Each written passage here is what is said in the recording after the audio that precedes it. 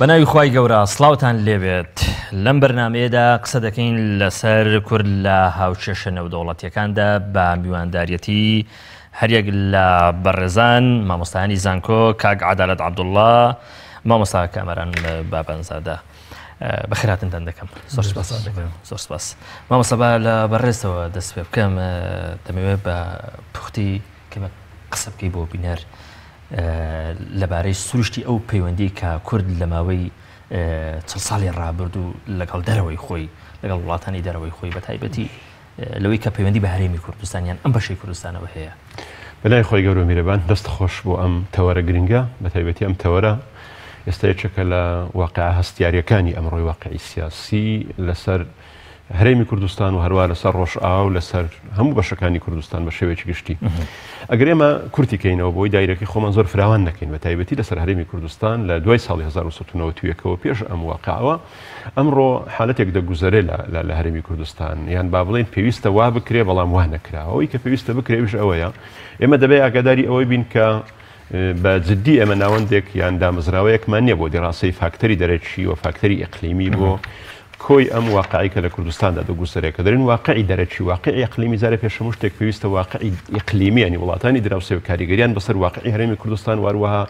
وڵاتانی دەرەچی و ئەم بەم پۆلینەی کە هەیە ڕۆژهەڵاتە ڕۆژئاوایە بە بەرژەوەندە جیاوازەکانیانەوە پێویستیمان بە زیاکاری هەیە واتە تێکگیرانی ئەم واقعە دەولێ لەگەڵ واقعی ئیقلیمیەکە ئەو تەصنیفی کە لەناو واقعە دەولیەکەشدایە پێویست دووبارە بە زیاکاریەکە. تۆ ئەمە سادەکەوە بۆ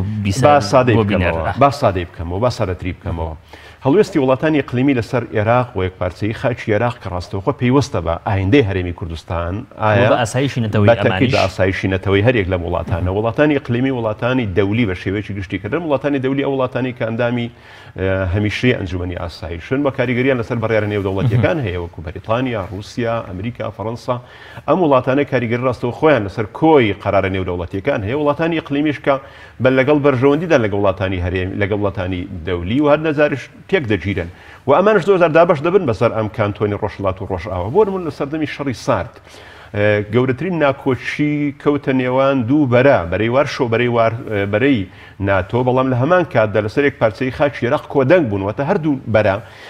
لە سڕی ناکۆچیەکانیان نە بەڵام لەسەر یەک پارچەی خاکی عێراق کۆک بوون واروەها هەموو جوڵانەوەی کوردستان بەشێک بوو لە جیاکاری لە وڵاتێک کە عێراقە مەستم ئەوەیە. بۆیە ئێمە دەبێت کە دێنە سەر با بڵێن ئەم تەصنیفێکی تریشمانەویش ئەوەیە واقعی نێودەوڵەتی واقعی ئیقلیمی و بەرژەوەندیەکانن لە هەرێمی کوردستان و گفتوگۆ لەگەڵ بەرپرسانی لە هەرێمی کوردستان لە ساڵی 1990 ئێمە پێویستە بەرژەوەندیەکانی ئەوان لە ڕووی ئەمنی ینی پەیوەندیەکانمان لە ڕووی ئەمنی پەیوەندیەکانمان لە ڕووی ئابووری و پەیوەندیەکانمان وەکو خواستە استراتیژی و سیاسیەکانی ئێمە جیا بکەینەوە ینی بەدیوێچکە ئەم وڵاتانە بەرژەوەندی ئەمنی و بەرژەوەندی ئابووری گەورەیان لە هەرێمی کوردستاندا هەیە بەڵام بەرج نییە کاتێک کە دەیانوێت پەیوەندی و دۆستایەتی و پردی گەورە لە نێوان تۆدا بۆ تەنسیقی ئەمنی و ئابووری دروست دەکەن بەڵام مەرج نییە بۆ پرسە استراتیژیە سیاسیەکان لەگەڵت کۆک بن. کاتەمە لە ڕابردوو تایە لە بەرەمدۆخیش ئالۆزدا بوون ئێمە لە هەرێمی کوردستاندا ئەم پەیوەندی ئابووری بۆ نمونونەکە لەگەڵ تورکیا چاوەڕێ دەکەی مەرج نییە ئەمە بڕوا بۆ پرسی سیاسی هاودەنگ بێ لەگەڵ تو لەو ڕوانگەشەوە پەیوەندی و بەرژەوەندیت هەبێ بەرژەوەندیەکەی ئەمنیە بەڵام لەگەڵ ئەمریکیەکانە بەرژەوەندیەکانت ئەمنیە ئابووریە بەڵام بەرج نییە ئەم بەرژەوەندیە بگوازرێتەوە بۆ پرسی سیاسی و ئەم پرسە سیاسیە بەبێ تێڕوانین بۆ تێڕوانینی وڵاتە یەکگرتووەکانی ئەمریکا دەربارەی ئەندێ عێراق بتوانین حەلیە مۆزوعەکەی کورد لەم ئاڵۆزیانە تێگەیشتووە مە بەسم پێ لەسەرکردایەتی و پێش هەموو شتێک دەبێ ئەم بابەتانە بە شێوەیەکی بەو شێوە هەڕەمەچیە مامەڵەی لەگەڵ نەکرێتەوە بابەتێکی زۆر هەستیارە ئێمە لە هەرێمی کوردستان تاکو سەر ناوەندێکی دیڕاساتی وردمانێت تاوەکو بتوانێت لە ئەم کاریگەری ئیقلیمی و دەولیە و لەناو دەولی ئەم تەصنیفەی کە باس کرد بەڵام کۆمەڵ بەردەوام سەرکردایەتێک هەبووە کە لە سەردەمە جیاوازەکاندا ڕێبەرایەتی سیاستکردن و شۆڕشی کردو ئەمانە چۆن لە واقعی دنیای پەیوەندیدا ئێمە زۆر با پێ بڵێم یعنی ئەوەی کە لە هەرێمی کوردستان زۆرێک غروری سەرکردایەتی سیاسی تووشی غرور کردووە پەیوەندی ئابووریەکان و پەیوەندیە ئەمنیەکانی تێکەڵ کردووە بە هەندێک پرسی سیاسیەوە کە مەرج نییە لەگەڵی کۆکبن ئەوە یەک دوو هەندێک ئەتەکێتی سەردان و دیبلۆماسیەت و باریسکردن تێکەڵ کراوە لەگەڵ کۆمەڵێک پرس و پێڕوانی استراتیجیەوە استقبالێکی باشی تەشریفاتی تەفسیری بۆ کراوە بەوەی کە بەرەوپیری خواستەکانی میلەتی کوردستانەوە دێن و دووباری دیپلۆماسی لە کوردستان زۆر پێشکەوتووە با نمونە بۆ بەرچاو ڕوونی بۆ بێنەوە لە ساڵی 1970 بۆ 1975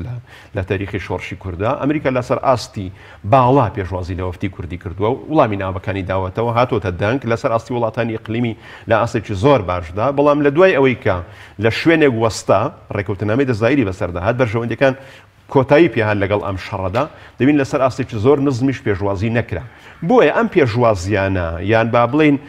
پێویستێکی ئەمنی هەبوو لەگەڵ حکوومەتی عێراق پێویستێکی بە یەکدادانی هەردوو با بڵێن بەرژەوەندی ئەم وڵاتانی ئیقلیمیان هەبوو کاتێک کە کۆتایی پێهات وەستا واتە دەبێت جارێک کە بزانینەوە کە پەیوەندی باش یعنی تەشریفاتی باش نییە لە مەیدانی گفتوگۆدا پەیوەندی باش پەیوەندی ئابووری ئەمنی واتەنی شێنێک کە پەیوەندی استراتیژی گەورەی سیاسی و بەرەوپیری خواستەکانتەوە بێ مەبەستی من لێرەدا ئەوەیە ئەم پێویستیمان بە ناوەندێکی دراساتی وردە بۆ ئەوەی بۆکو یاریزانێکی شەترەنج وریابین لە مامەڵەکردن لەگەڵ ئەو دۆستیانەدا ئەو جملێش با بڵێمەوە کە گرنگە محەممەد حوسێن هەیکەل لە شەڕی عەرەبی ئیسرائیلی 1967 تا قسەیکی زۆر جوانی هەیە دەڵێ ئیسرائیل وەکو یاریزانی شەترەنج یاری دەکردواتە زۆر بە دیقا زۆر بە وردی داشەکانی دەجوڵاند و سەیری حرەکاتی بەرامبەری دەکرد بەڵام دەرێ عەرەبەکان وەکو یاریزانی تاولە یاریان دەکردواتە فڕیانەدا چی دەهات چی نەتیجەکەی چ دەردەچوو ئەوە بوو نەتیجەی سیاسەتی ئەمان و سیاسەتی ئیسرائیل دێ ئەم پێم وایە لە کوردستان لە 1990ەوە وەکو یاریزانی تاولە یاری کراوەتە فڕێ دراوە بەبێ ئەوەی کە دیقەی لێ بگرێ وەکو یاریزانی شەترەنج زۆر باشە زۆر باشە کاگ عەدالەت بە یان بڵێ مامۆستا عەدالەت ماشاڵڵا چونکە من لە ماوەکانی ڕابردووە هەر چەمکەم زۆرتر بەکارهێناوە بابچینە خۆراوای کوردستان حەز دەکەم ئەو پرسیارانی کە زۆرتر پەیوەندیان بە خۆراوای کوردستان و ئەو بارودۆخی هەیە کە ئێستا لێوە دەگوزارێ ڕوبەڕووی بەڕێستی کەمەوە خۆ دەزانی تا ئەم نزیکانش تەفاعول و تەفاهومێشی تا ئەندازەیەک نێودەوڵەتی لەگەڵ ئەم دۆخە هەبوو کە لە خۆراوای کوردستان دەگوزرا و جۆرێ لە مامەڵە و هەتا هاوکاری سەربازیش و تا ئەندازەیەک سیاسیش لەگەڵ ئەم هێزە هەبوو کە پێی دەڵێن یەپەکە کە چەند کانتۆنی ئەوێ بەڕێوە دەبە بەڵام لەپەر ئێمە دەبینین و ڕووسەکان دەخشێنەوە و لەپەر ئێمە دەبینین وڵاتی یەکگرتوەکانی ئەمریکا تا ئەندازەیەک متەفەهیمە بە شێوەیەکی سنووردار لەگەڵ ئەم هەڵمەت و ئەو ئۆپەراسیۆنی عسکەری کە تورکیا دەستی پێ کردووە تۆ چۆن ئەمە تەفسیر دەکەی ئەمە چییە ڕوودەدات؟ زۆر سپاس بۆیەوە لە ڕاستیە دۆخی ڕۆژاوای کوردستان لە ناو هەڵکێشەیەکی ئاڵۆزی لە ململانی نێودەوڵەتیایە کە پەیوەستە بە دۆسیەی سووریەوە دۆسیەی سووریا یەکێکە لەو گۆڕەپانە کراوە گرگرتوانەی کە زلیێزە گەورەکانی سەراستی جیهان لەوانە ئەمریکا و رووسیا و چەند هێزێکی ئیقلیمی وەکو تورکیا ئێران و بەشێک لە وڵاتانی کەندا و تەنانەت بە شێوەک لە شێوەکان یەکێتی ئەوروپاش بە شێوەی ڕاستەوخۆ و هەندێکیان ناڕاستەوخۆ بەشدارن لە ئیدارەدانی دۆسی سووریایە لەم چوارچێوەیە کورد لە ڕاستیەت ئەتوانین تەماشای بکەیت کە لەم هەڵکشان و داکشانی کە لە دۆخ و لە دۆسی سووریایە هەیە چارەنووسی بەچووەگە بە تایبەتی لەگەڵ ئەم ڕووداوانی ئەم هەفتەی ڕابردوو کە بریتە لە هێرشی تورکەکان بۆ سەر کانتۆنی ئەفرین ڕاستە بوێ ئەمریکا لە پەیوەندیە بە دۆخی کوردی ڕۆژئاواوە بە پلەی یەکەم لە هاوپەیمانێتیەکی سەربازیایە لەگەڵ کووردا هاوپەیمانێتیە کە ڕۆحی جەنگاوەری ئینسانی کورد لە ڕۆژئاوای کوردستانە سەپاندوێتی باڵادەستی کورد بەسەر ڕوبەرێکی فراوانی باکووری سووریایە فەرزی کردووە وەکو دیفاکتۆیەک دووەم لایەنی ئایدیۆلۆژی و سیاسی ئەم پێکهاتەیەی لە تەبعاً بە قاموسی ئەمریکەکان ئەم پێکهاتەیەی گەلی سووریا کە کوردەکانن یعنی دیدی سیاسی و ئایدیۆلۆژی ئەوان بۆ سووریای داهاتوو وای کردووە کە ئەمریکەکان مامەڵەیەکی لەگەڵا بکەن و بە تایبەت ئێمە پۆلیانکاریەکمان هەیە بۆ ئەو شتەی کە پێوتری ئۆپۆزیسیۆنی سووریا بە نسبەت ئەمریکەکانەوە ئەوەی کە نوێنەرایەتی کوردەکە لەناو ئەم ئۆپۆزیسیۆنە ئەگەرچی ئۆپۆزیسیۆنێکی ڕێکخراویش نەبێ مشتت بێ دابەش بوو بێ بەسەر چەند تەوەرێکی ئیقلیمیە بەڵام کورد وەکو گروپێکی ئەتنیشی لە سووریایە و ئەو ئایدیایی کە هەیەە ئەو تەسەوراتانی کە بۆ سووریایی داهاتوو هێنە وا ئەکە کە پێشە شتێ بێت بە بەشێک لە نفوزی ئەمریکەکان بۆ سەقامژیکردنی پێگەی ئەمریکەکان لە دۆسی سووریایە بۆ چونکە بەشێکی زۆری ئۆپۆزیسیۆنی سووریا لە ڕاستیە یان لەژێر کاریگەری تورکەکانن یان لەژێر کاریگەری وڵاتانی کەنداون و هەندێکشیان بە ئاشکرا لەژێر کاریگەری ئێرانیەکانن. کەواتە ئەمریکا لە چ دەرگایەکەوە بێت هاوپەیمانێتیەک دروست بکە لەگەڵ ئەم بەشە شۆڕژگێڕەی گەلانی سووریا کە ئەوانن کە لە دژی ڕژێمی ئەسەد و دژی تیرۆریزمی داعشن لە وڵاتی چکوسریایە بێگومان لە ڕێگەی کوردەوە و کورد بە حکمی ئەوەی لە هێزە ئۆپۆسیۆنەکانی تری سووریا و طبعا لە ناویشیانە سوپای ئازادی سووریا چالاکتر بووە لە ئازادکردنی بەشێکی زۆری خاکی سووریا و لەوەی کە ڕۆڵێک بگێڕێ بەشێکی گەورەی ئەرچی نێودەوڵەتی و ئەرچی وڵاتە یەکگرتوەکانی ئەمریکا وەکو هێزێکی سەرەکی لە ناو معادلی سووریا کەم کاتەوە کە بریتیە لە ڕۆڵی جەنگ و جەنگاوەری لەسەر ئەرز ئەمە وەکە کە ئەم هێزە سەرچە بایەخێک بە کورد بدەڕام ئەم بایەخداناوە ئەم دۆستایەتیە کە پەیوەندی بە قەزیەیەکەوە هەیە قەزیی تیرۆر و ئەمە پەیوەندی بە دیدێکی استراتیژی نیەوە بۆ کورد لە چوارچێوەی ڕوودا طبیعیە ئاساییە و چاوەڕوانکراوە کێشەکە لەوەیە ئەمەی کە ئێستا ڕووەدا جەنگی گەورەی تیرۆر خەریکە کۆتایی پێ ڕووەدا پەیوەندی بۆ نییە پەیوەندی بە هەڵوێستی ئەمریکاوە نییە لە بەرامبەر کورد چ بە ئیجابی چ بە سەلبی لە ڕاستی پەیوەندی بە بلبلانێکی گەورەترەوە هەیە کە لەگەڵ زلهێزەکەی تریس گۆڕەپانی سووریایە کە ڕووسەکانن ڕووسەکان ئەیانەوێت دۆسیی سووریا بە تەواوی بکەوێتە ژێردەستی خۆیانەوە بە تایبەتی سوود لە ناکۆچی نێوان تورکەکان و ئەمریکیەکان نەبینن لە چکە ئەو هێزەی کە ئەمریکیەکان دروستیان کردووە لەسەر گۆڕەپانی سووریا کە بریتیە لە هەسەدە یان قەسەدە هێزەکانی سووریای دیموکرات لە 2015 و ئەم هێزە بە کۆمەکی ئەمریکیەکان ڕۆژ بە ڕۆژ فراوانترەوە بێ و دەسەڵاتی بەهێزترە بێەوە واکە تەنانەت بکەوێتە ریزی پێشەوەی ئەو هێزانەی کە چارەنووسی داهاتووی سووریا ئەگەر پەیوەندی بە رووسیاوە هەبێ رووسیا لەوەدا کە تا ئێرە متەفاهیمە لەگەڵ پلامارەکەی تورکیا ینی هەز ناکەی خۆی ئەوەی کە ئێستا دژایەتیەکە بێت ئەو شیکاری کە ئێستا هەیە بۆ هەڵوێستی کە پێشتر ڕووسەکان لەگەڵ یەپەگا لەگەڵ کورد متەفاهیم بوون ئەو شیکاری کە ئێستا هەیە بۆ هەڵوێستی خراپی رووسیا بەرامبەر بەو دۆخێکی ئێستا لە عەفرین بەڕەوەیە چیە بریتیە لە چەند خاڵێک یەکەمیان قسە لەسەر ئەوەیە زیان زانیاری ئەوە هەیە کە ڕووسەکان لەم ماوەیە تێزێکیان هەبووە بۆ کوردانی ڕۆژئاوا و بە تایبەتیش بۆ پەیەدا ئەویش ئەوەیە عەفرین بۆ ئەوەی جێی تەماحی تورکەکان نەبێت کە ئەوان بەردەوام لە گرژیان ناوبەناو لە گرژیان و لە پەیوەندیان لە گرژیان و لە پەیوەندیان و ئەمە سروشتی ململانی وڵاتێکی و رووسیا لەگەڵ تورکیا بە حکومی کۆمەڵێک دۆسی لە زمینیان دۆسی سووریا تێزی ئەوان خسۆ بەردەستی کە عەفرین بکەوێتە بەردەستی یان ئەوەی دەسەڵاتدار بێت یایە دەوڵەتی ئەسەد بێت لانیکەن لە موسەساتەکان بەڵێ یعنی سوپا بگاتە ئەو ناوچانە بۆ ئەوەی تەماحی تورکیای لەسەر نەبێت و طبعا ئەمە لە چوارچەوەی استراتیژیەکە کە استراتیژی فراوانکردنی دەسەڵاتی ڕژێمی ئەسەدە بەسەر خاکی شوێ سووریایە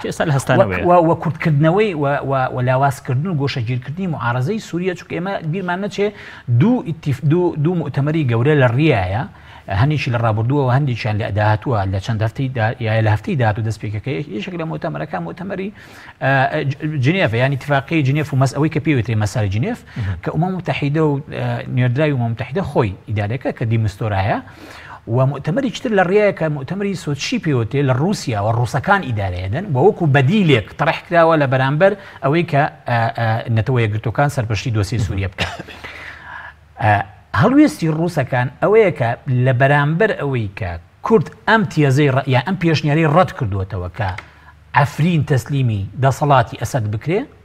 هاتوون ئەم هەڵوێستیان نواندووە و تاقە هێزێکی نێودەوڵەتی زلهێزێک کە لە سنووری عەفرینە هەبێ لە ڕاستی ڕووسەکانن لە دوو شوێنی منتیقی عەفرینە هەبوون کە زانیویانە ئەم پێشنیاریان ڕەت کراوەتەوە دەست بەجێل لە منتیقی عەفرین هاتوونەتە دەرەوە و ئەمە بۆ خۆی گڵۆپێکی سەوز بۆ تورکەکان کە لە ڕاستیە چی بکەن بێن بەرەو عەفرین هێرش بکەن. خاڵێکتر وات تەفسیرەکرێت کە ڕووسەکان ئەم کە ئەم بێدەنجی ڕووسەکانیان مەڵێستی ڕووسەکان بەرامبەر بە عەفرین و بەرامبەر بە کورد لە ڕۆژئاوا پەیوەندی بە خاڵێکترەوە ئەوش ئەوەیە ئاڵۆزکردنی ئەو گژەیەکی لە بینی تورکەکان و ئەمریکیەکانە هەیە. ڕاستە ئەمریکیەکان وەکو تەواجودی عسکەری لە منتیقی عەفرینە بوونیان نییە بەڵام بە کەمتر لە 100 کیلۆمەتر بوونیان هەیە لە منبج هێزە ئەمریکیەکان قاعیدەی عسکەریان هەیە لەوێ کۆمەڵێک سەرباز نزیکەی 1000 سەربازی ئەمریکی و قواتی خاصی ئەمریکی لەوێ هەیە و بە ئاشکراش لە ئەنقەرەوە حکومت ئەمڕۆ من لە سایتی ڕسمی دەوڵەت حکومەتی تورکیا بینیم باس لەوەکە کە جێگری سەرۆک وەزیران بۆداک بەڵێ ئەڵێ کەوتە بێژی حکومەتیشە ئەڵێ ئێمە لە دوای ئەفرین من بجەچی و ئەمە شەوای کردووە هەر ئەمڕۆ لە ڕاستیە کەس ڕئیسی ئەمریکا ترامپ پەیوەندی تەلەفۆنی بکە لەگەڵ ئەردۆگانە و ڕاستە و خۆم بابەتەی لەگەڵا بکە ئەگەر چێستا مشتمڕێ دروست بۆ لەسەرەوەی ناوەڕۆکی و پەیوەندی تەلەفۆنی چی بووە بەڵام ترامپ پێی وتووە ئەبێ یەکەم کات و ماوەی ئەم پرۆسەیە ئەم ئۆپەراسیۆنە سنووردار بێت دوو ئەبێ خۆتان لە هەموو مواجهەیەکی هێزەکانی ئێمە بپارێزن کە لەو ناوچەیە هەین چوە ئەشزانن کە لە ڕۆژاڵاتی ئەفرینن لە من بجن واتە هەدەفێکی تیری ڕووسەکان ئەوە بێ کە گرژی دروست بێ لە بینی چێە ئەمریکیەکان و تورکەکانە بۆ ئەوەی تورکەکان بێنەوە باوەشی چێوە ڕووسیاوە و لە ژێر سەقفی ڕووسیا و لە چوارچەوەی سیناریۆی ڕووسیا بۆ دۆسەی سووریا مامەڵە بکەن کە بناغەیەکی بۆ دروست کراوە کە بریتە لە چی بریتە لە مؤتەمەری سۆچی کە لە بڕیارە لە 29 مانگی زۆر باشە مامۆستا هەر پەیوەست بە پرسیاری یەکەمم دەمەوێت پرسیاری ئەوەش لە بەڕێزت بکەم بۆچی تاریخیەن کورد نەیتوانیوە ئەو حاڵەتە تەشریفاتیەی کە لە پەیوەندیەکانی بە دنیای دەرەوە هەیە بووە بیبە بە پەیوەندیە کە بەرمەبنای ئەوراق و پرۆتۆکۆل بێ بۆ کورد ئەوەی نەتوانیوە بەتایبەتی کە کورد کۆمەڵێن دەرفەت و کۆمەڵێن نەموزەجی هەیە لە عیلاقە لەگەڵ دەرەوەی خۆی شتێکی تازە نیە عیلاقەی کورد بە دەرەوە خۆی دەبێ ئێمە ئەگەداری ئەوەی بین لە ساڵانی شەڕ یەکەمی جیهانی و لە ساڵانی شەڕ دووەمی جیهانی کە کۆمەڵە گۆڕانکاری ڕوویدا لە واقعی نێودەوڵەتیەوە بۆەوەی کە خەریتەی دروستبوونی دەوڵەت و خەریتەی جارێککە داڕشتنەوەی خەریتە دروست بێتە لە ناوچەکە بەڵام ئەم پرسەواتە پرسی گۆڕانکاری لە خەریتە ئەم دەوڵەتانەی کە هەن و هەروەها پرسی داڕشتنەوەی جارێککە دروستبوونی دەوڵەتی نوێ ئەم دۆسیە بە ئەندازەیەک داخراوە ڕاستە ئێمە لەم ساڵانە لە سەر دەستی کۆمەڵێک ناوەندی ئەمریکی قسەکرا لەسەر داڕشتنەوەی نەخشەی نوێی ویلایەتە یەکگرتووەکانی ئەمریکا بە ڕۆژهەڵاتی ناوەڕاستە پرسانە بە ئەندازەیەک پێم وایە لە بەرامبەر بە نارەکانی رووسیا و لە بەرامبەر تەطبیق نەکردن لە تێکگیرانی بەرژەوەندەکانی رووسیا لەگەڵ دەوڵەتانی کە هەیە ئەم پرۆسەیەم پێم وایە پەخراوەیان بەلایانی کەمەوە ئایندەکەی ڕۆشن نییە واتە بەدیوێکتر ئێمە کە قسە لەسەر هەرێمی کوردستان دەکەین دەبێت جارێککە بینەوە هەموو ئەو ئاماژانەی کە هەیە لە 2003 سەبارەت بە هەڵوێستی ویلایەتە یەکگرتووەکانی ئەمریکا بەرامبەر بە یەک پارچەی خاچی عێراق ئایا چەندە با بڵێن دەماریان نەرمە لاوەی کە عێراق دابەش ببێ و چەندە حریسن لەسەر یەک پارچەی خاچی عێراق دەبێت جارێککە بینەوە دیڕاستی واقعی رووسیا بکەین کە بەشێکە لە کاریگەریەکان بە دیدی وڵاتانی ئەقلیمی بەرامبەر بە ئایندەی عێراق ئەو زابینەوە زارێککە استراتیجێتێک دابڕژرێ بە هەرێمی کوردستان کە پێویست بێ بە پرسێکە چۆن دەتواندرێ ئەم پەیوەندیانە لە پەیوەندی ئابووری و پەیوەندی ئەمنیەوەیان پەیوەندی ئەوەی کە کورد جەنگاوەرێکی ئازایە لە شەردژی تیرۆر بگوازینەوە بۆ کۆمەڵێک دەستکەوت و مەکسەبی سیاسی لە واقعدا بۆیە ئێمە زۆر زار بە غیابی ئەم زۆرە دیڕاستە وردانە تۆ تێبینیت کردوێ هەلا لە 2003 لە ناوەندەکانی ئەمریکا لە وتەبێژ لە وەزیری دەرەوە بە بەردەوامی لێدوانی جیاواز دەبیستین سەبارەت بە ئایندەی عێراق و سەبارەت بە هەرێمی کوردستان و ئەگەر تێبینیت کردبێ هەموو ئاماژەکان لەگەڵ ئەوەدان کە کورد هێزێکی هاوپەیمانە بەرامبەر بە شەڕی داعش و تیرۆر کوردستان لەو کاتەوە بووە تا ناوەندێکی گرنگ بۆ واقعی بازرگانی تورکیا واروها ئێران و وڵاتانی زلهێز کەواتە زۆربەی ئەم تەنسیقانە لە ڕووی تەنسیقی ئەمنی و لە ڕووی تەنسیقی جەنگاوەری باش بەرامبەر بە تیرۆر واروەها لە ڕووی با بڵێن پەرەپێدانی ئابووری و ئەم بابەتە دروست بووە لە ساڵی 1923 لە کاتی مناقەشە و یان گفتوگۆی نێوان وێلسن و سێربەرسی کۆکس کە هەردووشیان بە تەناوب با بڵێن مەندوبی سامی عێراق بوون باسی ئەوە دەکرێت کە ئەم دەرفەتەی کە بە شێخ مەحموود درراوە لە 1970 ئەم دەرفەتێکی ئەمنی بووە یاخود با بڵێن دەستکەوتێکی سیاسی بووە کە بەریتانیا داویە بە کورد لێرەدا لە ئەنجامی حیوارەکەی دەگەینە ئەو نەتیجەیە کە ناوچەیەک هەیە ئەم ناوچەیە ئەگەر بێت و بە شێخ مەحموود و لایەنگرەکان و دۆستەکانە نەسپاردایە بەو ناوەوە کە حکومدارێک دروست بکەن بە تەکیدیان دەتوانێت ئەمنیەتی ئەم ناوچانە بپارێزن ئێمە زۆر ڕوبەڕووی ئەو بابەتە دەبینەوە پەیوەندیەکانی ئێمە لەگەڵ ئەم دەوڵەتانە پەیوەندیە بۆ پاراستنی ئەمنیەتی ئەوان لەم ناوچە و دروستبوونی ئیستیقرار یاخود ئەمە ئومێدێکی سیاسی گەورەیە بۆ میلەتی کورد بۆەوەی کە بتوانێت لێرەوە هەنگاو هەڵچنێ بۆ تەنسیقی زیاتر بۆ پەرەپێدانی خواستە سیاسیەکانی و خوێندنەوەی ئەم حالەتە خوێندنەوەی ئەم حالەتە ئێمە دەباتە قۆناغێکی پێشتر وە نەخوێندنەوەی بە تاکید ئێمە تووشی پاشقشە دەکا لە بەرامبەر بەم کاریگەری واقعی نێودەوڵەتیانە لەوانەیە بۆ سووریاش ئەمڕۆ ڕاست بێ بۆ کوردستانی ڕۆژئاوا ئەرزانی چۆن مۆزوع ئەگە سووریا ڕاست لە سووریا دۆسێکی زۆر ئاڵۆزە یعنی تۆ گە تێبینیت کردوێ بۆ لە میسر لە یناری 2011 زوو حکومەت کەوت و زارێککە گۆڕانکاری دروست بوو واتان پە شێویەکە لە وێ دروست بوو زۆر جیاوازە لەگەڵ ئەو دەرفەتەی کە واقعی نێودەوڵەتی کەمتر تەداخلی کرد لە تونس بۆ نمونە بەهۆی ئەمەی کە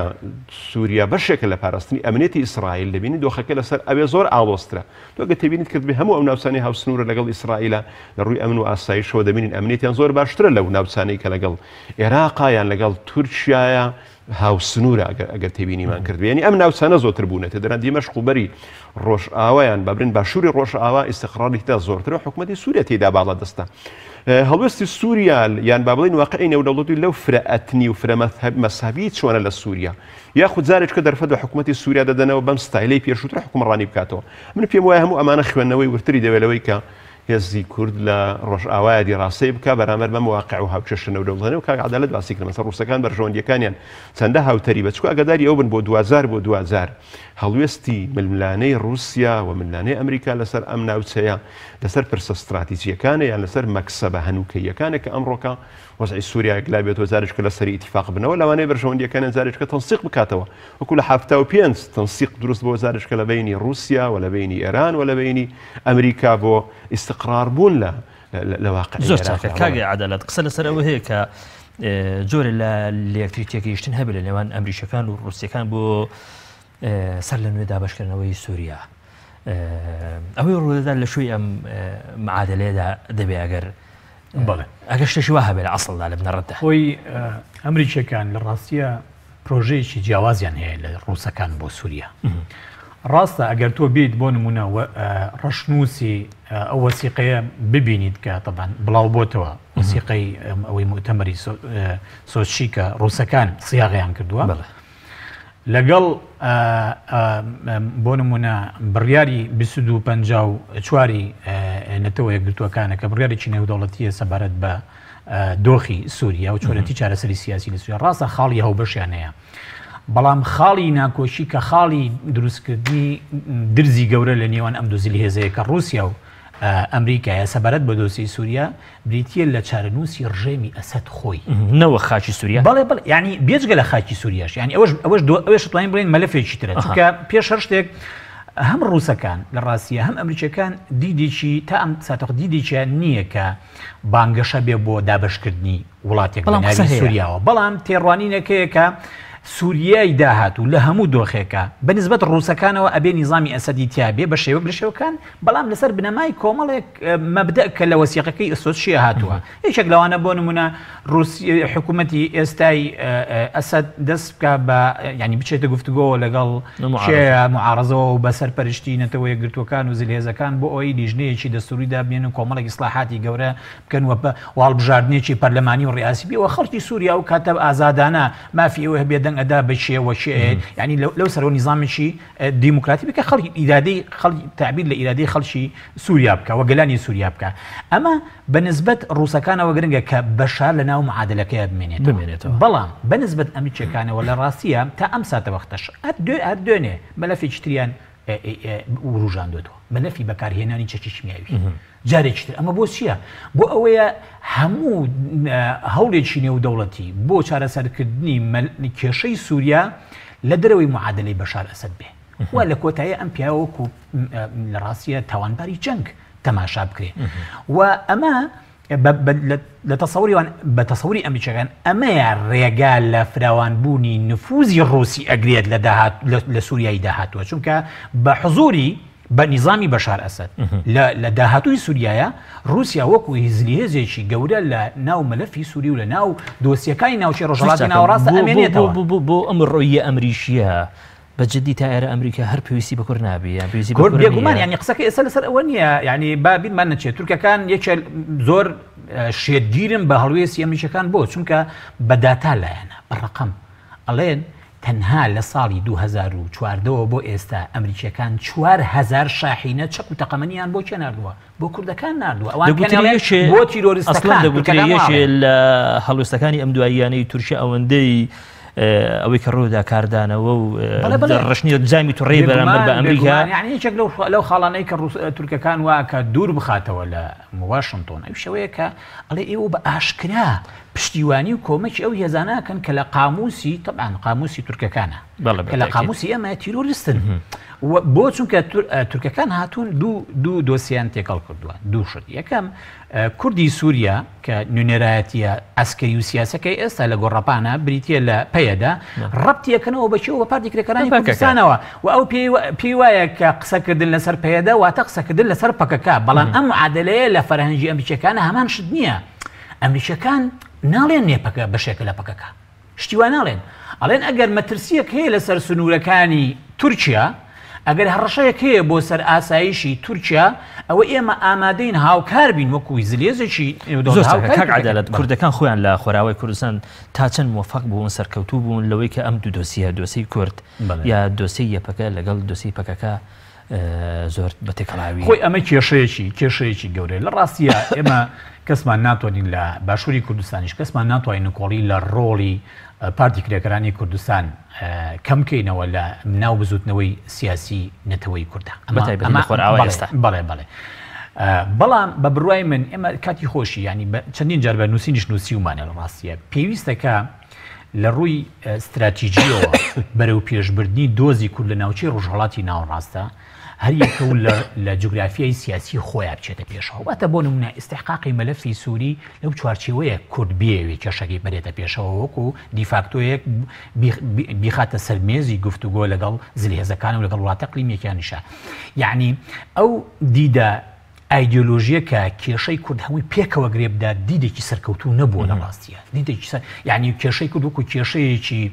یەک پارچە تەماشاکە ئەمە لە فەرهەنگی سیاسی ئێمە وەکو نەتەوەیەک ئەشێت بە زیندوێتی بمێنێتەوە بیپارێزین بەڵام لە ئیدارەدانی ناوچەی حکومە ئەمە بابەتێکە هەستیارە تۆ بۆ باسی ڕۆژئاوای کوردستانەکەین بەڵام بۆ نمونە سیمبولەکانی بەشێکی تری کوردستان لەوێ ڕنگ بداتەوە یعنی بۆ نمونە ئێمە خۆمان ڕەنگە بەشێک لە گلەیەکانمان لە ڕابردوو کە گلەیەکی هەڵەیە لە ڕاستیە ئەوە بوو بێتمان بۆچی پێدا ئاڵای کوردستان هەڵناکە لەو کانتۆنانی کە یەکەم پێم وایە ئەمە داواکاریی هەڵەیە بۆ چونکە پێدە تایبەتمەندێتی خۆی ئەبێ بەرە بەڵام کێشەکەوەیە پێدە تایبەتمەندی خۆی نەپاراست وەکو ڕۆژئاوای کوردستان هات ڕموزەکانی بەشێکی تری کوردستانی کە باکووری کوردستانەوە حرەکە سیاسەکەی کە پارتی بۆ خۆراوی کوردستان و ئەمە حساباتی ئیقلیمی و گەورەی و بالمناسبە تورکەکان ئەمڕۆ کە لە هەنێ ئاستا ئەتوانن دەمی ئەمریکیەکان بەم عیبارەتە شعبیانە قسە بکەین دەمیژی ئەمریکیەکان دابخەن و کۆمەڵگای نێوەڵەتی دابخەن و یەکێتی ئەوروپا داخەن لەوەیە کە ئەڵێ ئێمە بە پێی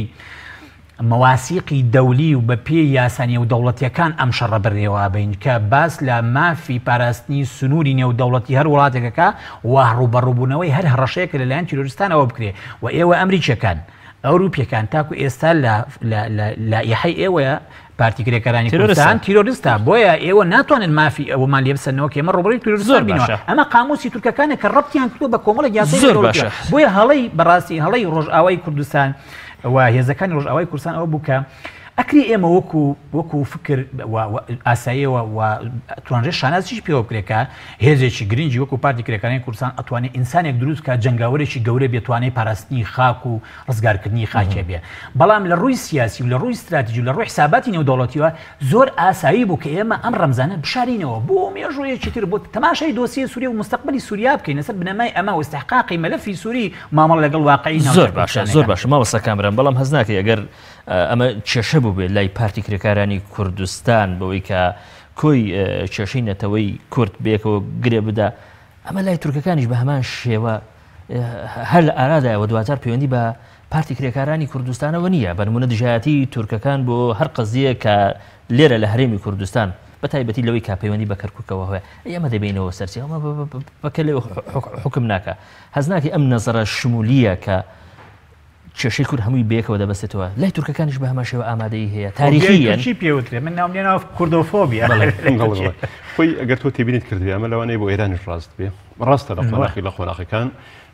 مامەڵەکردن لەگەڵ دۆسیە یەکێک لە پارچەکانی کوردستان لە نەچێک لە وڵاتەکانی اقلیمیەوە زۆرێک لە وەکوبەری ئۆفرێک هەیە بۆ دەرفەتدان بەڵام هەتا دەگوتر لە شکستی مفاوەزاتی نێوان یەکێتی و حکوومەتی عراقی لە ناوەڕاستی هەشتاکان تووشە ڕۆڵی هەبوو لە فەشەل پێهێنانی دەڵێم ئەم بابەتە ئەگەر بێت و بە وردی ینی وڵاتانی اقلیمی بە ئەندازەیەک بۆ تێڕوانینیان بۆ بەشەکانی کوردستان وەکو ڕووی ئەستراتیجیەکە بە فعلی مشتەرەکن بەڵام زۆر جار ئەم ڕووی ئەستراتیجیە بەهۆی ناکۆچی نێوان خۆیانەوە بۆی بیان بەهۆی بلۆکبەندی نێوان هێزە سیاسەکان و لە ناوچەودا بەشکاریەکان زۆر جار ئەمە دەگۆڕێواتە بەرژەوەندیەک هەیە ئی بەشێک لە پارچەکانی کوردستان لەگەر وڵاتێکی اقلیمی بۆ وەقتێکی دیاریکراودا یەک دەگرێتەوە بەڵام دەبین دەست قەزای ڕیفراندۆم و لە کۆمەڵێک دۆسێتری یەکیان گرتوێتەوە ئەمە بابەتێکە بۆیە ئەم مۆزوع بۆ تورکیا و بۆ عێراقیش ڕاستە تۆ دەبینێتان کردوێت لە قۆناقەکان لەوانەیە پەیوەندی عێراق لەگەڵ معارەزەی کوردی یەکێک لەم بەشانە پەیوەندیی باش بووە دواتر لە قۆناغی ترکا ئەم قۆناغە بەرژەوەندی ئەمنیە کۆتایی پێهاتووە یان ئەم ناکۆچیە لەگەر ئەو وڵاتێکەوە بەشتی کوردستانی پێوەڵکێنراوە بەڵام دواتر بارودۆخەکە بە ئاقارشتردا ڕۆیشتووە سەر شنگال هەیە بۆ سەر شنگال بەتەکەی دەستا ئەو حکومەتی تورکیا یان بەغدا لەگەڵ باقی کوردستان و کەوشنگال ئێستا دەبین موقیفەکە جیاوازە لەگەڵ 3 ساڵ پێش ئەمڕۆکە زۆر چاکە مامەسا قسەیەکەیە هەمیشە لە ناو کووردا دووبارە دەبێتەوە بۆی کە ئێمە تاریخیەن بووینەتە قوربانی تاریخیەن شتێکەیە کە پێ دەوترێ پشت هەڵکردن و واسێنانی کۆمەڵگەی نێودەوڵەتیان ئەو وڵاتە زەلهێزانەی کە ڕۆژێ لە ڕۆژان ئێمە وەکو هاوپەیمان وەکو دۆست توزانم وەکو چی زانیومان ئەمە تا چەند ینی لە مێژووی کووردا حقیقەتیان با ڕۆشنتر بە ڕۆشنرێ لە قسە بکەین هەر لە سیڤەرەوە هەر لە لۆزانەوە کاریگەری نێودەوڵەتی یەکێک بوو لە کاریگەر هەر گەورەکان لەسەر واقعی کوردستاندا و بە پێ ئەم کاریگەریە هاتووە تاکو ئێستاش ئەم کاریگەریە بەردەوامە بەڵام ئەگەدار یەک خاڵێک بین یعنی نیشانەوەیەک بێت و کاریگەری نێودەوڵەتەکان هەمیشە یەکلایکەرەوە بوون بۆ چارەنووسی پرسی کورد لە هەر پارچەیەکی کوردستان و لە قۆناغێکی هەستیاردا پێم وایە ئەمە زۆرێک لە دەستەوەستانی خۆمان یعنی قۆناغێکی با بڵێن ڕەشبینی بەسەر واقعمانەوە دروست دەکا بەوەی کە هەرچەندە ئێمە کاروبارەکانمان ڕێک بێ هەرچەندە ئێمە یاریزانی باش بین بەڵام 2000 واقعی نێودەوڵەتی اقلیمی با بڵێن ئێمە بەرەو پاشەقشە دەبێت من تەسەوڕ دەکەم بەو ئەندازەیەش نەبێت باسی ناکۆچی رووسیا و رووسەکان و ئەمریکەکان دەستە لەسەر دۆسیە سووریا ناکۆچی نێوان ئێرانیەکان و تورکیا لەسەر دۆسیە سووریا ناکۆچی نێوان ئەم هێزە سیاسیانە لەسەر ئەم دۆسیانەدا من قەناعەت دەکەم هەتاکو ئێستاش لە واقعی سیاسەتی نێودەوڵەتیدا کە خوێندنەوەی دروستمان بۆی هەبێ واقعی سیاسەتی نێودەوڵەتیدا کەزا بەریەکەوتنی زبری تێدا نییە هەموو بەریەکەوتنەکان بریتە لە زۆرێک لە پێشبڕچیە بەڵام لە هەمان کاتش دەخۆپاراستن لە بەریەکەوتن با بە شێوەیەکی تر شێوەیەکە بۆتکەمەوە لەوانە ڕووسەکان و ئەمریکیەکان لە سەدا هەشتا ناکۆک بن لەسەر دۆسی سووریا بەڵام هەوڵی ئەوە دەدەن ئەو لە سەدا بیستەی کەماوەتەوە کۆدەنگن لەسەری و دەگونجێت لە ئایندەدا کۆدەنگ بن لەسەری واتە ئەم سیناریۆیە بۆ ئاقارەدا دەبن ئیستیسماری ئەم لە سەدا بیستە بکەن وردە زیادیکەن بۆ لە سەدا سی لە سەدا شەست بۆی 2000 ڕوئیەکی مشتەرەکیان بۆ دروست بێەوەتە بۆ ئاڕاستەیە هەنگاو دەهاون و هەموو ئەو ئاڕاستەش کە لەسەریدا جیاوازن و بەرەو ئاقاری بەریەکەوتنیان دەبا هێواش بەرتەسچی بکەنەوە هەتاوەکو وای لێبێ لە بەریەکەوتن خۆ ڕزگارکەن واقعی نێودەوڵەتی بۆ شێوەیە با من بە ڕۆشنتر بۆت باسکەم ئەوەی کە پێی دەوترە سووریا یعنی ئەگەر تۆ میسر لە پایتەختەوە جوڵانەوە بە ڕووخانی حکومە دەستی پێکرد و حکومەت ڕووخا لە تونس لە پایتەختەوە دەستی پێکرد و ڕووخا لە لیبیا کە لە پایتەختەوە دەستی پێ نەکرد دەبین بە ئاقارێکی زۆر خراپدا ڕۆشت سووریا لە پایتەختەوە دەستی پێ نەکردووە ئێستا ئەوی هێزانەی کە لە دەرەوەی پایتەخت معارەزان کوردە و هێزە تیرۆریەکانن وەکو بەرەی نووسڕە و با بڵێن داعش و هێزی سووریای ئازادەکە ئەمەی کە معارەزەی بەهێزە بۆ ڕووخانی سووریا لە پایتەختەوە نییە و گۆڕانکاری گەورەش لەوە دەکرێت ئێستا هەر گۆڕانکارێک لە سووریا ڕوو بدا کورد بەدیل نییە بۆ ئایندەی سووریا بەدیلە بۆ ناوچە و ئیدارەدانی ناوچەی خۆی کاتێکش بەدیلە بۆ ئیدارەدان ناوچەی خۆی ئەمە حالەتەوە خۆی بمێنێتەوە بەس کاتێک کە ئەم سیناریۆ کۆتایی پێدەهێنرێ حکومەتی ئەسەد گەشەی پێدەدرێتەوە و واقعی نێودەوڵەتی مامەڵەی لەگەڵ دەکەیان حکومەتی شتری بەدیل دادەنێ بۆ بەشار ئەسەد کە ئیدارەی دیمەشق بدا بە تەکید دەبێت ئەم دۆسیە کۆتایی پێ بهێنرێ ئایا لە دوای ئەمە کورد هەر باڵەدەستی ناوچەکەی خۆیەتی واتە بەهێزی کورد و پشتیوانی لە کورد نابێتە بەدیل بۆ ئیدارەدانی هەموو سووریا ئەم هێزانەی تر هەموو ئەو هێزانن کە بتوانن ئیدارەی هەموو سووریا بدەن لە ئایندەدا ئەو هێزەی کە تاکو ئێستا ئیدارەی سووریا دەدا و تا ئەم سەعاتش لە واقعی نێودەوڵەتی وەکو ئەمری واقع مامەڵەی لەگەڵ بکرێ یا حەسر بکرێ هەر ئەسەدا هەتاکو ئێستا ڕوئیای نێودەوڵەتی بۆ ڕوخانی ئەسەد بۆ گەمارۆدانی بۆ تەنگپێ هەڵچنینی بۆ لاوازکردنی هەموو ئەم ئاماژانە هەن بەڵام بۆ ڕوخانی بۆ لە ناوبردننی من پێم وایە تاکو ئێستاش واقعی نێودەوڵەتی و هێزە نێودەوڵەتیەکان ئەم کۆدەنجیان لەسەر ئەو بابەتە بۆ دروست نەبووە. ئێمە ئەگەر بێت و قسە لە چارەنووسی ئایندەی سووریا و سەر بەخۆی بکەین دەبێت قسە لەسەر ئەوە بکەین ئایا واقعی نێودەوڵەتی ڕژێمی ئەسەد بە چه ئاقارێکدا دەبا مەسەڵەن تۆ دەبینی بکە لە 1991ەوە کوردستانی عێراق بەشێکی جیا بوو بۆەوەی خەتی 36ەوە لە عێراق بەڵام حکوومەتی سەدام مایەوە بەوەی کە مامەڵەی نێودەوڵەتی لەگەڵی لە چوارچێوەی گەماروی ئابووری و گەماروی سیاسیدا بوو هێژرایەوە تا 2003 ئەیا ئەم سیناریویە بەوەی کە کوردستانی ڕۆژ ئاوای لی جیایە کۆمەڵێک ناوچری تری لێ جیایە بەڵام ڕژێمی سووریا وەکو ئەمری واقع ڕژەمێکی گەمارۆدرا و ماوەتەوە ئایا ئەمانەوەیە لە زیهنی واقعی نێودەوڵەتی تا کوێ دەڕوە من پێم وایە ئەمە کۆی دۆسیەکانی تر لەگەڵ کورد و لەگەڵ هێزە سیاسەکانی تر بۆ ئێمە یەکلا دەکاتەوە بەتەکید یعنی مامەڵەی واقعی نێودەوڵەتی لەگەڵ ڕژێمی ئەسەد بۆ کوێ دەڕوە ڕژێمی ئەسەد 2000 وەکو ڕژێمی سەدام لە عێراق دەڕوخێندرێ یان 2000 مامەڵەی لەگەڵ دەکرێتەوە کە مامەڵەی لەگەڵ بکرێتەوە دوو ئەگەرە ئەگەر مامەڵەی لەگەڵ بکرێتەوە بە فعلی دەبێت زارێککە پرس و دۆسی سیاسی کورد بگا بە نەتیجەیەک و ها نامێنێتەوە و هێزە سیاسەکانی ترشکە بەشێک ناوچەکانی سووریا کە بەدەستیانەوەی و لە دەرەوەی ڕژێمی ئەسەدا یا خود ڕژێمێکی بەدیل دابنێ ئەم ڕژێمە بەدیلە کە دادەندرێت کە جێگەی باوەڕی یان جێگەی متمانەی بەرژەوەندی مشتەرەکی ئەم هێزە سیاسیە نێودەوڵەتی ئیقلیمیانە بێ لەو کاتەدا بەتەکید ئەو کاتە دەبێت کورد خەمی خۆی بخۆ یان جارێکەویش هەمواری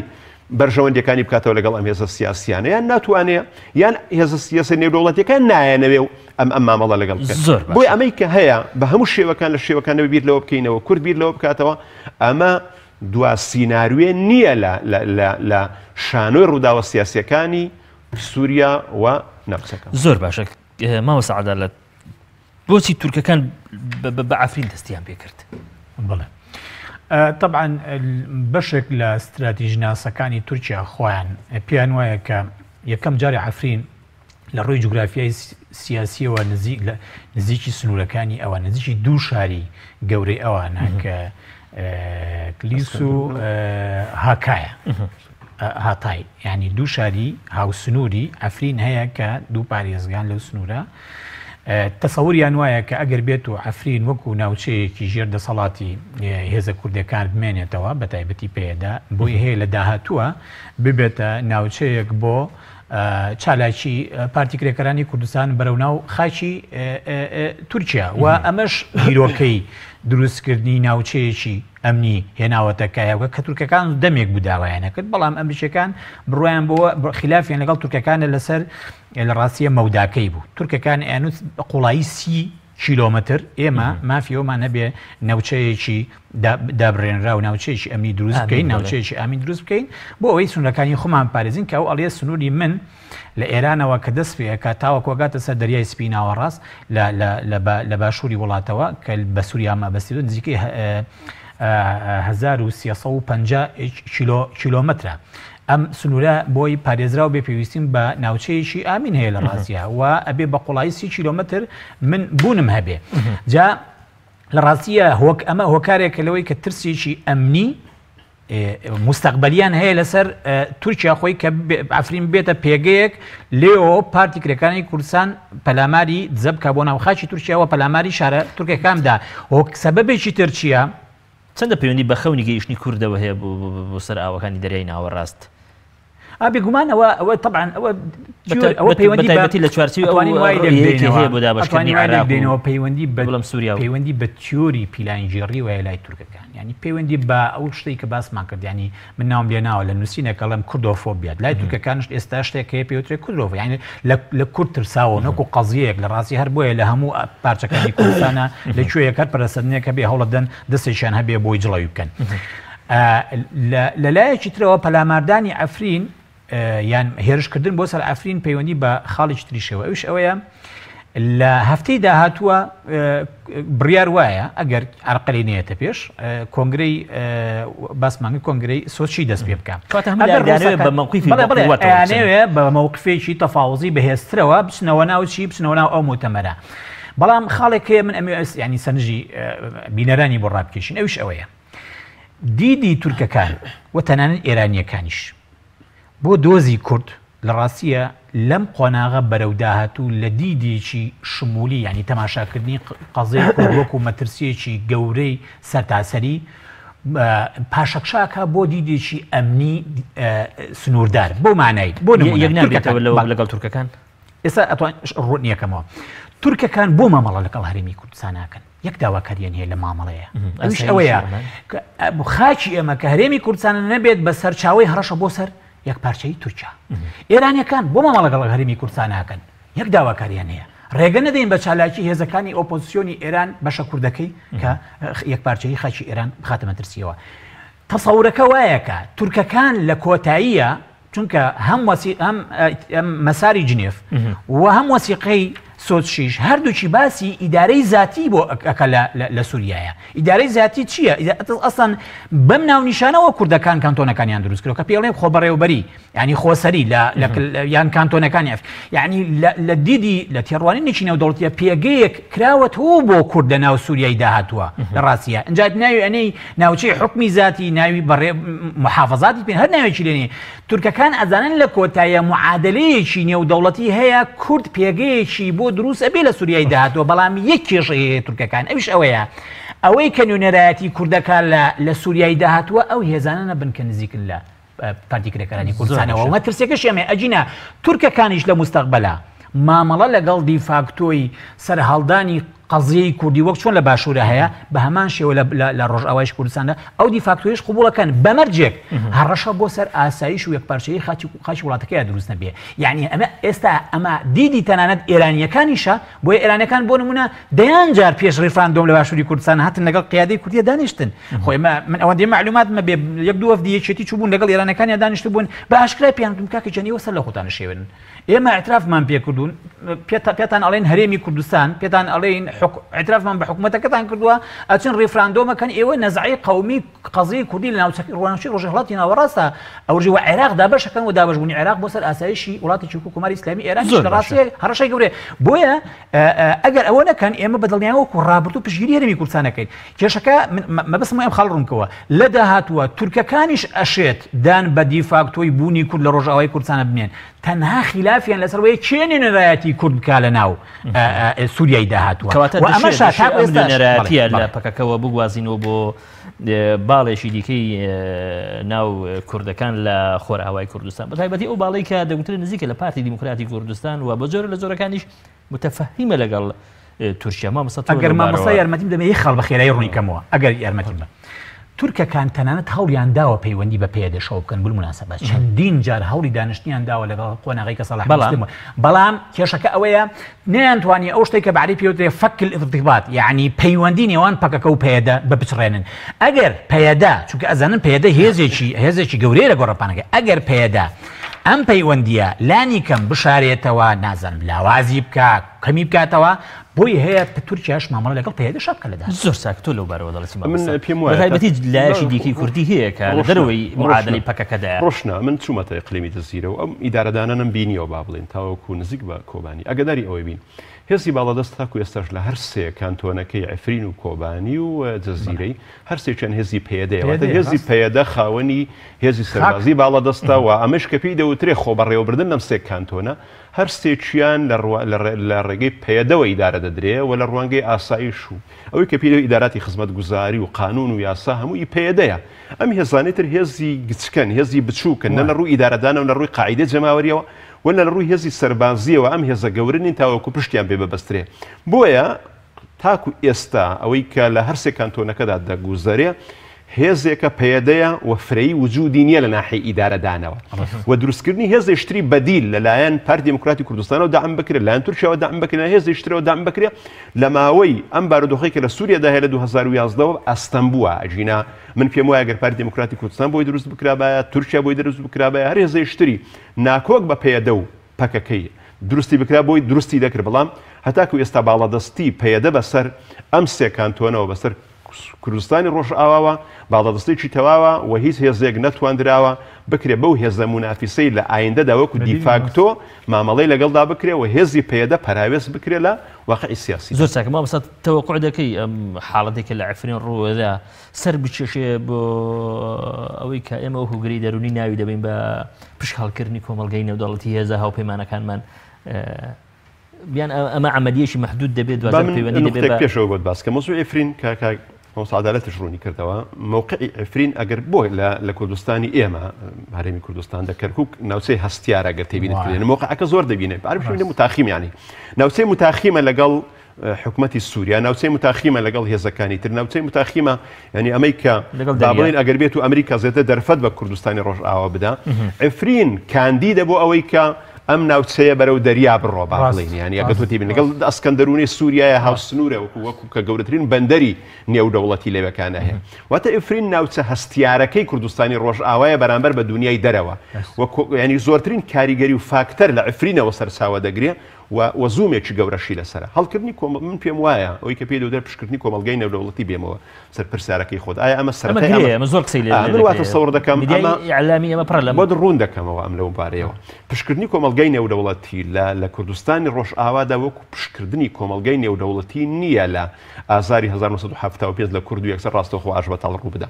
پشکردنی کۆمەلگای نێودەوڵەتی یان کرانەوەی کۆمەلگای نێودەوڵەتی بەڕووی کوردستانی ڕۆژئاوا عملیەکی بەتیئە بە هەردوو حالەتەکە ینی عملیەکی خێرا چاوەڕێمەکە ئێمە ڕاستەوخۆ تووشی مفاجئەیەک بین بڵێن کوردستانی ڕۆژئاوا ئیدارەی کانتۆنەکان بە ماوەی چەند ڕۆژێک مانجێک کەوت یاخود بە ماوەی چەند ڕۆژێک مانجێک بەرەو سەربەخۆی عملیەکی زۆر بەتیئی ئیستیدراجیە ینی چاوەڕێی حالەتی لەو جۆرەمەکە بارە ئاقارێکدا بڕوە زۆر باشە لەبەرەوەی کاتم کەم ماوە دەمەوێت پرسیارەکان تۆ چڕ و پخۆت کەمەوە ئەگەر تورکەکان زۆرتر تەجاوز بکەن بە تایبەتی کە لە ئێسادا قسەی ئەوە هەیە کە لە داهاتوودا بیر لە پەلاماردانی من بەزیش بکەنەوە تەوەقوع دەکەی ئەو تەفەهومەی کە لە ئێسادا ئەمریکا هەیەی درێژە بچێشێ ئەمریکیەکان بە ئاشکرا وتویانە ینی بۆ نمونە ڕەنگە تەسەوری ئەمریکیەکان ئەوە بێ کە ئەم ئۆپەراسیۆنی سوپای تورکیا ئۆپەراسیۆنێکی سنووردارە بینە کۆتاییە بۆ چونکە تەنانەت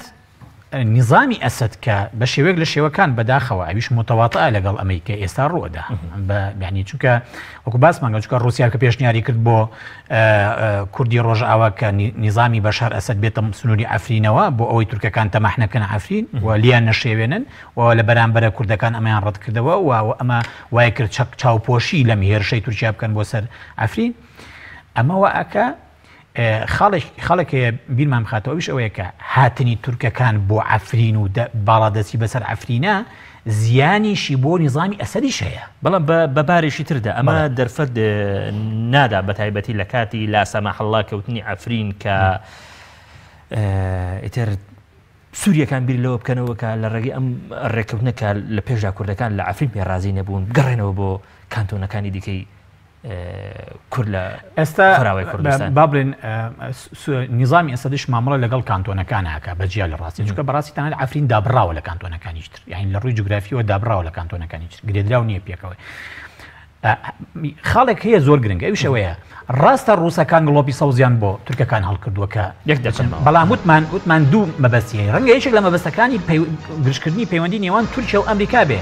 بەڵام بیرە نەچێ ئەگەر تورکەکان بێنە ناو ئەفرینەوە ئەو کاتە سوپای نظامی ئەسەدەکەوێتە بەر ڕەحمەتی دەوڵەتی تورکیاوە و ئێستا ئێمە بەیاننامە ڕسمیەکانی نظامی ئەسەد ببینین هەمووی تەندیدا سەرزەنشتی یاکە کەس بۆ هاتووە وڵاتەکەی داگیرەکە و بە پێشێلکردنی سیادەی سووریا بەڵام لە هەموو دۆخەکە نظامی ئەسەد ئەوێ بەهۆی لاوازبوونی مووقفی سەربازی و سیاسی کورد لە ئەفرینە لانی کەم بکەوێتە مفاوەزاتێکەوە لەگەڵ پەیەدەیە بۆ ئەوی بە شێوەیەکی تۆ لەبەر ئەم مفاوەزاتە ئەگەر ئەم مفاوەزاتە کە لە نێوان سووریەکان و کوردەکاندا بێتە ئاراوەچی دەڵێت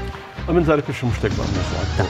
دەزانم بە مۆزوعات بۆ ڕووکردکەم من پێم وایە پەلاماردانی ئەفرین و دەست بەسەرگرتنین لایەن تورکیا و بە ئەندازەیەک بۆ ئاسانیە نییە ئەگەر تێبینیمان کردبێ زۆرترین وڵاتی ئیقلیمی لە ناوچەکەدا کە هەمیشە پەیوەندیەکانی لەگەڵ سووریا لەگەڵ کووردا لەگەڵ ینی زۆرترین گۆڕانکاری لە سیاسەتیدا بە جیاوازەیەکی زۆرەوە تورکیا بۆ لە ماوەی ئەم ساڵی ڕابردوودا بۆیە دوور نیە جارێککە تورکیا تەڕاجع بکە لەو هەڕەشەی کە هەیەی وەرەوە بەرامبەر بە تەوازوودی ئەمریکی و ئەمریکا ئەگەر تێبینیت کردبێتەکەم مامۆسانی بەڕێز مامۆسا عەدەلە عەبدوڵڵا مامۆسای زانکۆ وەروە مامۆسا کامەران بابەنزادە مامۆسای زانکۆ سپاس بۆ هێشتبوونێرانی بەڕێز سپاس دەستان خۆش